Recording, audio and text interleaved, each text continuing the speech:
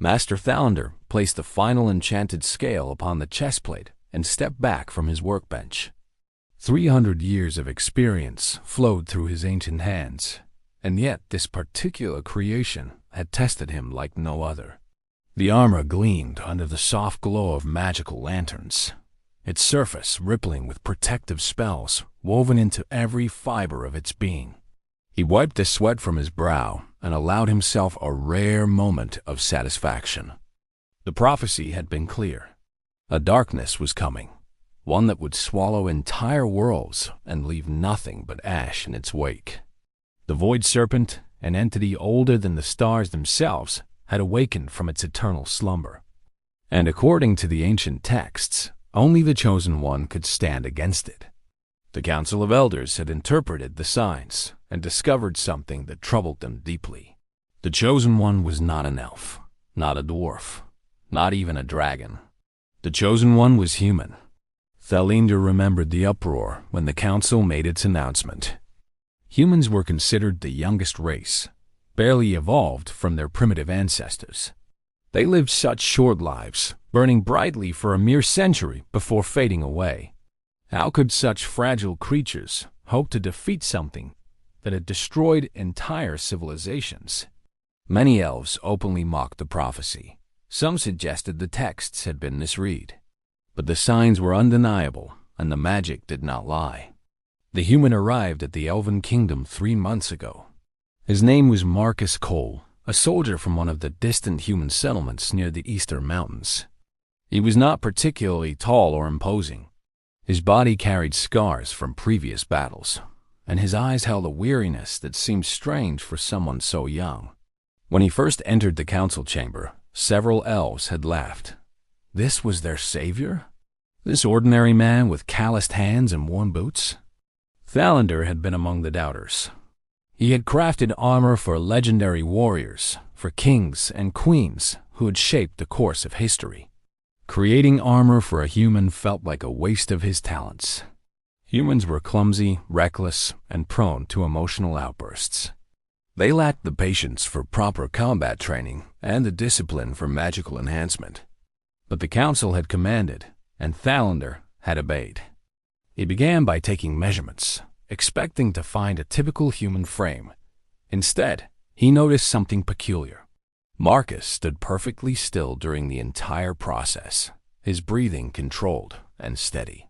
When Thalander accidentally pricked him with a measuring needle, Marcus did not flinch or cry out.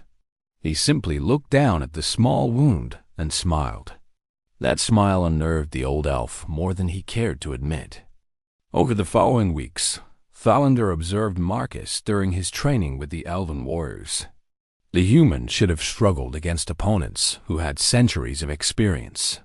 He should have been humiliated and broken. Instead, something remarkable happened. Marcus lost every fight during the first week. He was thrown to the ground, cut, bruised, and beaten. But each time he fell, he got back up. Each time he was defeated, he asked his opponent to explain what he had done wrong. And each time, he improved. By the second week, Marcus was lasting longer in his bouts. By the third week, he was landing hits on warriors who had never been touched in decades. By the end of the first month, even the most arrogant elven swordmasters were treating him with grudging respect. Thalander watched from his workshop window, his opinion slowly shifting. The armor required materials gathered from the most dangerous places in the realm. Dragon scales from the peaks of Mount Terminus, shadow silk from the depths of the Darkwood, phoenix feathers from the nests of the immortal birds, and stardust collected during the celestial alignment. Each material was nearly impossible to obtain. The council assigned their best warriors to accompany Marcus on these gathering missions, expecting the human to be a burden they would need to protect. The reports that came back were extraordinary. During the Dragon Scale mission, the volcanic mountain had erupted while the team was inside. The elven warriors had frozen in panic, overwhelmed by the heat and the falling rocks. Marcus had grabbed 2 of them and carried them to safety, running through rivers of lava with burns covering his arms. When asked how he managed to keep moving, He simply said that stopping was not an option.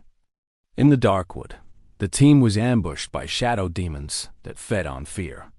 The elven warriors, despite their training, found themselves paralyzed by visions of their darkest nightmares.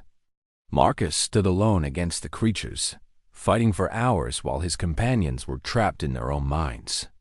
The demons tried to break him with visions of his own fears, but something strange happened.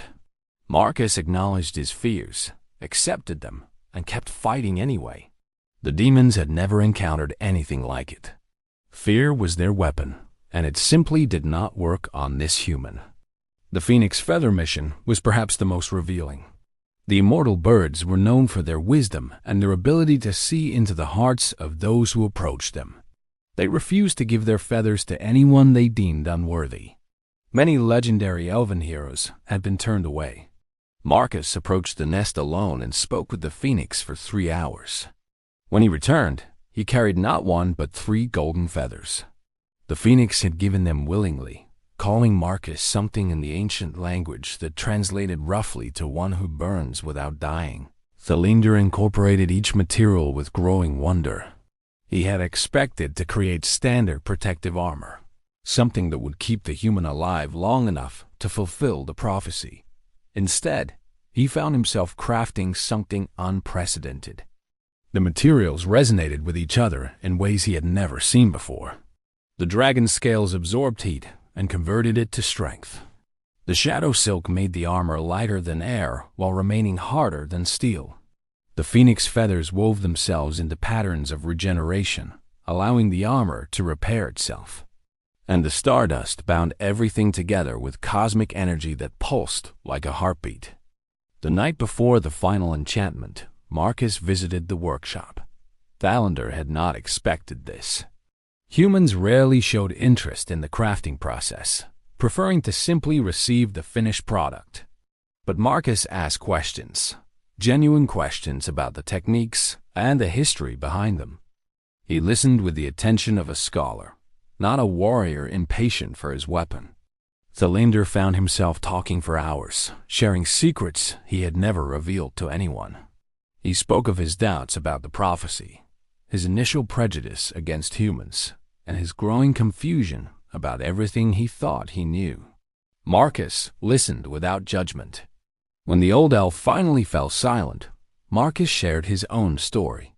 He spoke of the village where he grew up, a small settlement constantly threatened by monsters and disasters. He spoke of the friends he had lost, the family members who had died in his arms. He spoke of the moment he received the calling, a voice in his dreams that told him he was needed. He had not asked to be chosen. He had not wanted this burden. But he had come anyway, because someone had to. Thalinder asked him if he was afraid of facing the Void Serpent. Marcus said yes. He was terrified. The creature had destroyed worlds, had consumed gods, and ended civilizations that made the Elven Kingdom look like a child's sandbox. He knew he would probably die. But he had learned something important during his short human life. Fear was not the enemy. Giving up was the enemy. As long as he could still move, still breathe, still fight, he would keep going. That was what humans did. They endured. The old elf worked through the night, pouring everything he had into the final enchantment. He thought of all the heroes he had equipped over the centuries, all the legends who had worn his creations. None of them had moved him the way this simple human soldier had. He wove new spells into the armor, spells he had never used before. Protection against despair, resistance to hopelessness, strength drawn from determination rather than magic. He created something that was less a suit of armor and more an extension of the human spirit itself. When dawn arrived, the armor was complete. It did not shine with the blinding brilliance of typical magical equipment. Instead, it gave off a warm, steady glow, like embers that refused to die no matter how strong the wind. Thalinder examined his work and realized he had created his masterpiece, not because of the materials or the enchantments, but because of who would wear it. Marcus arrived with the sunrise. He did not gasp or marvel at the armor's appearance. He simply nodded, as if greeting an old friend. When he put it on, the armor adjusted itself to his form, becoming a second skin. The glow intensified briefly, then settled into a rhythm that matched his heartbeat. Thalander felt tears in his ancient eyes and did not try to hide them. The Council of Elders assembled to witness the moment. Many of them still harbored doubts, still believed that the prophecy had been misinterpreted. They looked at Marcus and saw a human standing where a legendary hero should be. But Thalander saw something else. He saw someone who had earned the right to stand there, not through birthright or destiny, but through sheer stubborn refusal to give up.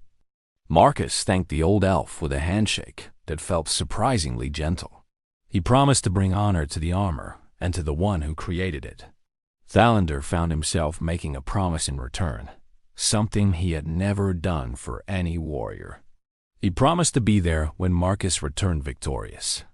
Not if he returned, but when. Because after everything he had witnessed, the old elf had finally come to understand something fundamental about humans. They were not powerful because of their strength or their speed or their magical abilities. They were powerful because they kept going when any sensible creature would have stopped. They faced impossible odds and said, "So what?"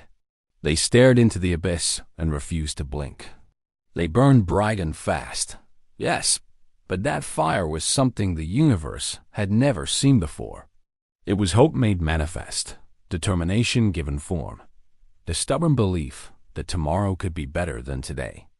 The Void Serpent had destroyed civilizations that had existed for millions of years. It had consumed beings of pure energy and devoured planets like snacks. It had never faced a human before. Thalander smiled as he watched Marcus walk toward the portal that would take him to the final battle. The ancient darkness had no idea what was coming. It had faced gods and monsters and powers beyond comprehension, but it had never faced someone who simply refused to stay down.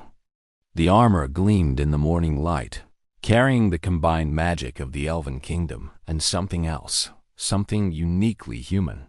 It would protect the Chosen One, yes, but more importantly, it would carry his spirit into battle, amplifying everything that made him dangerous. Not strength or speed or magic, just pure, unbreakable will. Thalander returned to his workshop and began preparing his next project. He had spent centuries looking down on humans as inferior beings. Now he understood the truth. They were not inferior. They were different. And that difference might just be enough to save everything.